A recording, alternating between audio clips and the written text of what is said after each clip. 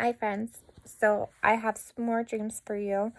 I have 5 of them that I'm going to share over the last week, a little more than a week, and one this morning that I didn't get a lot of sleep last night, but I just had to make this video and share it ASAP just because I prayed last night. This was the time I was planning on making this video. And I asked the Lord, I said, look, if there's anything that you would like me to share, I'm making this video tomorrow, so please send me a dream. And he did. So I'm going to end with that, okay? So I'm going to start. My first dream was on November 11th at 3:02 a.m. I was in a large building crowded with people. There was an urgency to warn people about the tribulation and Jesus' return. I went up to one man and saw he had a shirt with a cathedral and a cross in the background. And I told him I liked his shirt, trying to open up the conversation. I then asked him if he was a believer, and he said, no, I just liked the shirt.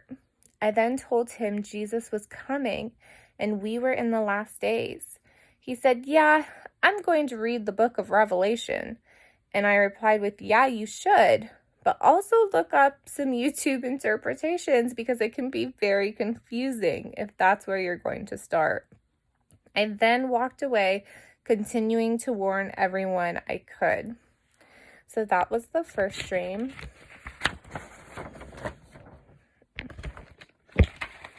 My next dream was on November 14th. And this also was in the middle of the night. I want to say around like 2 a.m. My husband and I were in Mexico with my family. I had asked my Aunt Patty for a ride for some reason, thinking she would take me all the way home. And when she took me around the corner and dropped me off in her sports car and stopped to let me out, I was confused. But my mom shot me a look, and I realized my request definitely was too much, and I would need to find an alternate way to get home.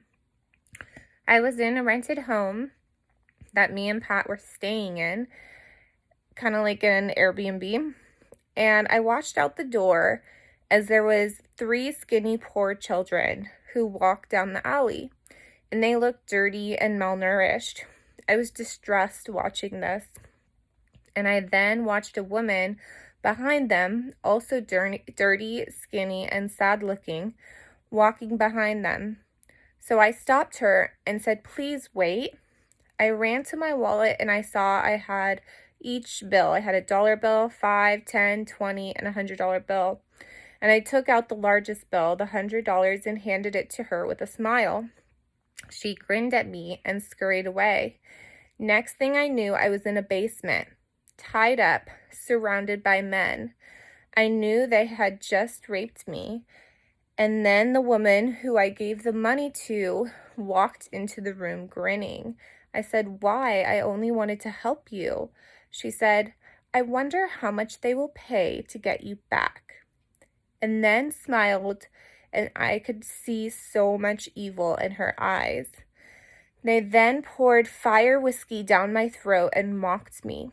I kept thinking I just wanted to help. So my thoughts on this was a strong warning for deception. Excuse me. The enemy can appear one way.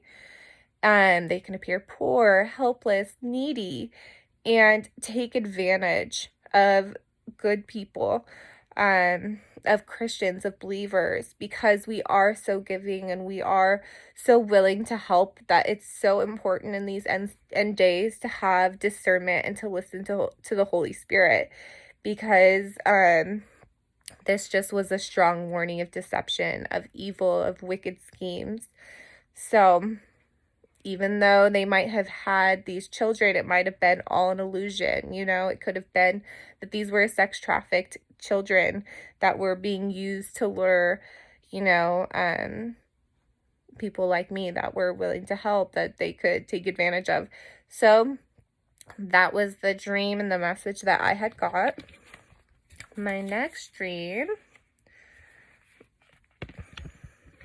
was on November 15th.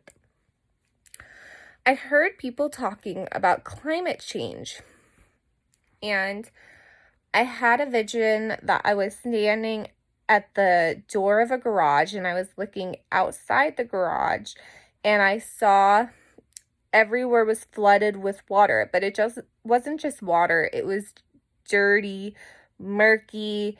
It had trash everywhere, and it was just a dirty situation. And when I looked into the garage, it was the same thing, full of trash, full of just mud and murk. So when I entered the garage, I was walking through the murky water, and I saw a bunch of snakes in the water under my feet.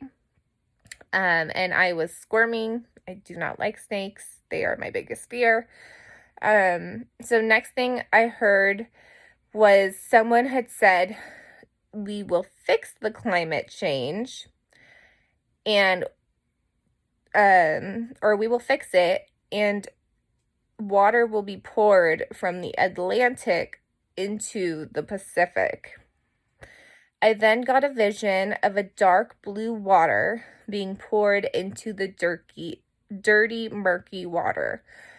I then looked to the wall of the garage, and Noah, my friend Noah, had hung up chairs, all different colors, on hooks in the garage so they didn't get dirty or wet. He knew the flood was coming and wanted to preserve the chairs. So this was an interesting dream, and I kind of got a double meaning from the dream. So the first thing that I interpreted was that they're trying to call all this climate change, but in reality, the world is full of sin. We are dirty people. We are a wicked people. We are evil, and we have been corrupted by sin and by Satan.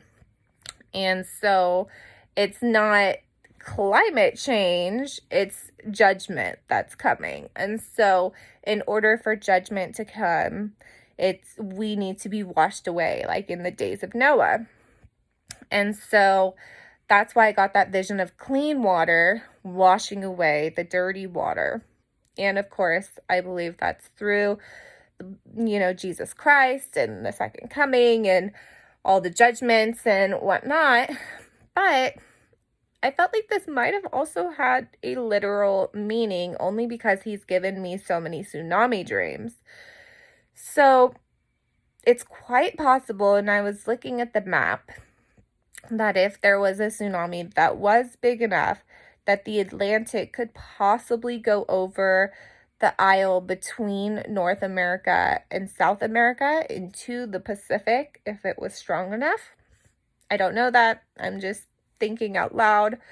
So, I just thought that was interesting. Also, I thought it was interesting that my friend's name, the friend in the dream, his name was Noah. Of course, Noah was warning everybody that the flood was coming. The flood was coming. Nobody listened. So what did Noah do? He prepared to preserve, right? And that's what he did in my dream. He hung up the chairs on hooks, and I'm not sure, what the chairs are symbolic of. When I think of chairs, I think of rest. So it could be that the church is finally at a point to where we can rest. We're hooked up and resting through the rapture. So I thought that was very interesting. And those are some of my thoughts on those interpretations. I'm not a dream interpreter. That's just what I've pieced together. Okay, so a couple more dreams, guys. Next dream, November 18th. So this dream was very interesting. I want to note that my grandma, who I see in this dream, I've never met before. She died when my mom, I want to say, was in her early 20s or late teens. She died in a car crash. Never met her.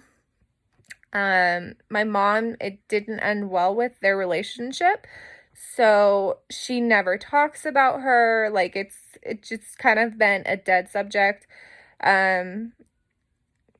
I don't know how old she would be. Like, I don't know anything really about her. So it was very interesting to have this dream about her. But I had two separate dreams about both of my grandparents, my mom's mom and my mom's dad, both who are passed away. And I've never once had a dream about either of them, let alone in the same night. So I'm just going to get into it. The first dream I had, I was with my grandma, and we were sitting in a room surrounded by my family, like my cousins, my mom, my sister. And my cousin Danielle was always my grandpa's favorite. They were very, very close. And I had noticed when she was sitting with my grandma that she also was her favorite as well. My grandma seemed super, super old and fragile. She looked to be in her 90s. I remember thinking, like, she's in her 90s. And I remember that I was like, it can't be good for her to be around this many people with COVID going around. I took a bathroom break and looked down at my leg, and there was a hole missing from my calf. And I thought it looked like a golf ball sized cyst had just fell right out. I went back to the gathering, and it was time to take my grandma home, and I sat next to her in the back seat, and she said, "Should I be scared of COVID?" Oh, well. And it was kind of like she was telling me that the love of her family and spending time with her family was way more important than her staying alive. Like, she had already lived a long life, and she wasn't, scared of some silly virus. If that's how she went, that's how she went. She wanted to spend time with her family. That was most important to her. So that was kind of the gist of what I had gotten from that. And before I move on to the next one about my grandpa, like I said, I didn't even know how old she would be. So I texted my mom that morning and I said, "Hey, how old would grandma be if she was still alive?" And she texted me back and she said 90. And I was like, oh my gosh. In my dream, I had literally thought, like, she's 90 or 90 something. Like, she shouldn't be around this many people. And that's how old she would have been. So it's just very interesting. But going on to the next one, we were going to pick up my grandpa, and just so you guys know, he passed away about 10 years ago. And like I said, I've never really had any dreams about him or anything like that. We got him and we went in the car to load up to go camping. So when I think of my grandpa, I always think of Camp Pendleton. We used to go every year because he lived on the military base, and we would rent out all the little cabins. And my mom has like 8 brothers and sisters. I have like 25 cousins. So it was a big gathering that we would do, every single year. And I looked forward to it every year. So when I think of my grandpa, I always think of, camping at Camp Pendleton. So we had loaded up to go camping, and we stopped to get a tent. And the container, I don't know if you guys can see this, but I drew a little picture.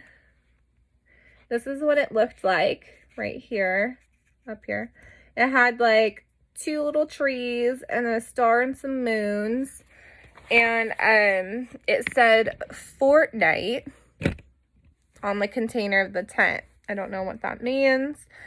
When I looked it up, there was like the Fortnite game, and then there was the symbolic, or not symbolic meaning, but the meaning behind 14 days. So I don't know, I thought that was very weird. But continuing, loaded up in the car, and when we got the tent in the car, we realized my grandpa was gone, and we started driving down the streets looking for him and calling his name. So that was that dream.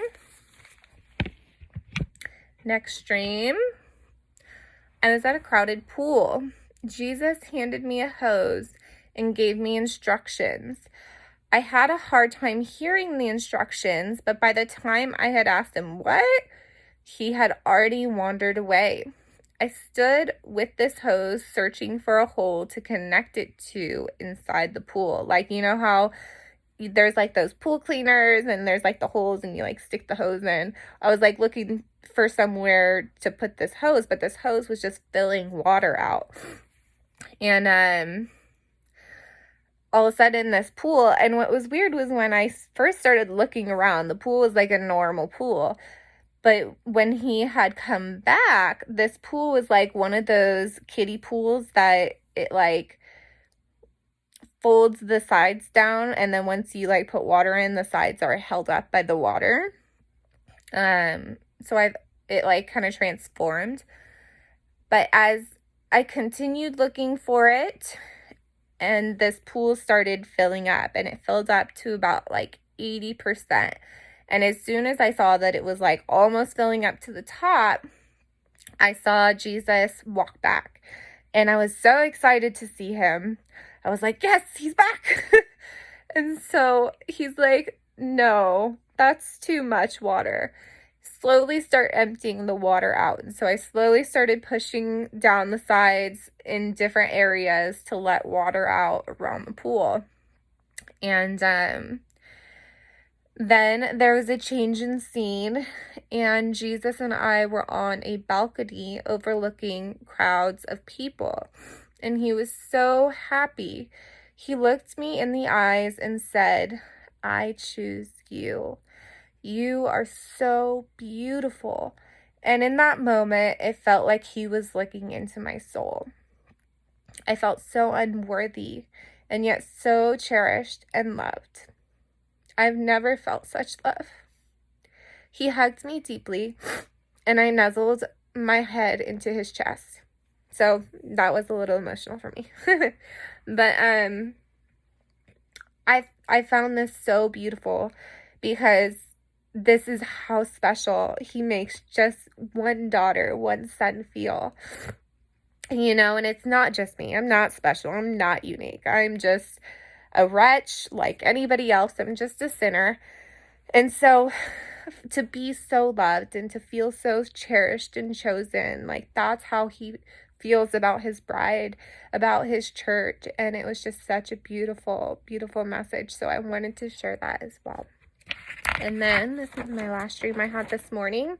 Like I said, before going to bed last night, I prayed and I had said, please, if there's anything else you'd like me to share, add, shoot me a dream or vision, you know, let me know. And he did.